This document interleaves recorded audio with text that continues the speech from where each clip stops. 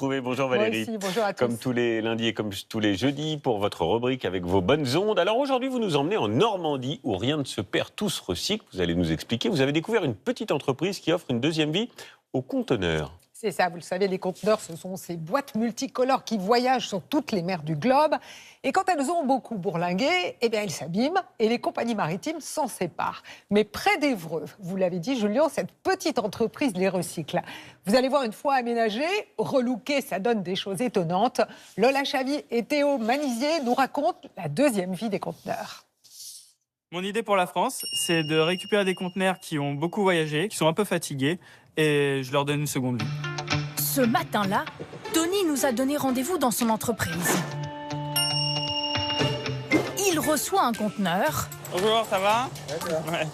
qu'il va transformer en friterie. On voit qu'il y a quelques bosses, des coups de fourche dus à sa première vie, mais il est plutôt pas mal. Une fois qu'il sera poncé et repeint, ça sera beaucoup plus atténué. Des vieux conteneurs qui ont vécu, il en rénove 3 par mois. Et c'est un sacré chantier. Celui-ci sera un snack pour un camping. Il doit être livré dans quelques jours, clé en main. L'objectif, c'est vraiment de faire 80% du chantier ici dans l'atelier, le livrer chez le client et faire juste les finitions. On fait tout à l'atelier, on livre et on s'en va. Et la matière première ne manque pas. Des grosses boîtes, il en transite des milliards sur toutes les mers du monde. On les retrouve dans les ports.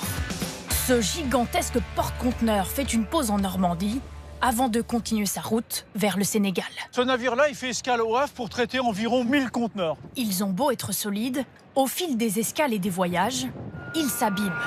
Il y a l'usure, les chocs. Au bout d'un certain temps, les compagnies maritimes s'en séparent. Le but est que les conteneurs puissent avoir une durée de vie pour le maritime d'entre 15 et 18 ans, sachant que derrière, les conteneurs peuvent être revendus, peuvent avoir une deuxième ou une troisième vie. Ce sont ces boîtes hors d'usage que Tony rachète et transforme pour ses clients. Et ça marche, comme ici en Normandie, avec cette laverie installée au bord de la route. C'est l'aspect écologique du projet qui a séduit le gérant. Regardez la robustesse. Pour un budget équivalent, on a une structure beaucoup plus solide.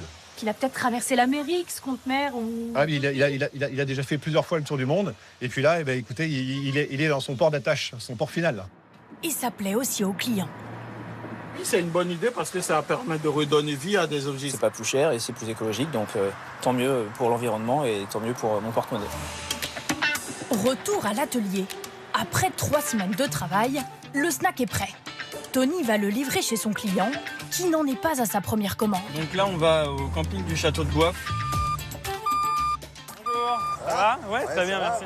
Eric tient un camping 4 étoiles en Île-de-France. Cette boîte, il en a besoin pour la saison qui commence. Des conteneurs, il en a déjà acheté 3. Tous pour des usages différents.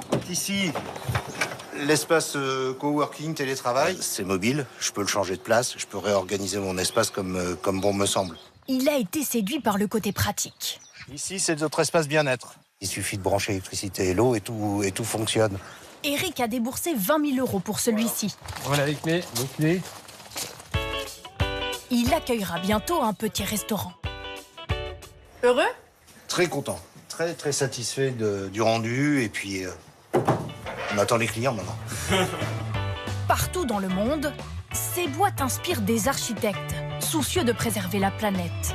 Des logements sociaux à Barcelone, un centre commercial à Londres. On n'est peut-être pas au bout de nos surprises.